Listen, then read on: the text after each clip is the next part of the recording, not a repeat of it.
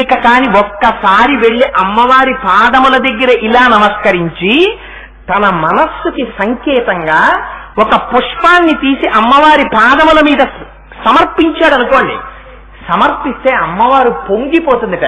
పొంగిపోయి ఈ సుమము ఎంత చైతన్యవంతమో మీ మనస్సుని అంత చైతన్యవంతం చేసేస్తుందిట. ఏంటంటే ఒకప్పుడైనా అలా ఉండేవాడు, ఆయనే ఇప్పుడు ఇంత అలా అయిపోయాడు అనుకుంటారు. అలా మారుస్తుందమ్మ. ఇవాళ శంకరాచార్యులు వారు మనందరినీ ఉద్ధరించడం కోసమని రహస్యాలు చెప్తున్నారు.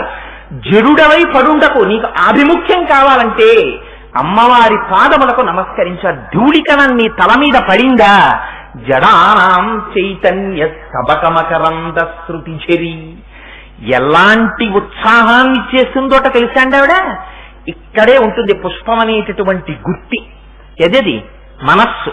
అందులోంచి తేనె ఫౌంటైన్ కింద పైకొచ్చినట్టుగా ఆ పరాగం ఒక్కసారి పడిందా, ఇప్పటి వరకు జడుడిలా ఉన్నవాడు అమ్మవారి పాదముల నుంచి స్రవించేటటువంటి భక్తి, ఆ జ్ఞానమనేటటువంటి మకరందాన్ని గ్రోలి పొంగిపోయి అపారమైన ఉత్సాహంగా తిరిగి ఆనందంతో తన్మయావస్థని పొందుతాట.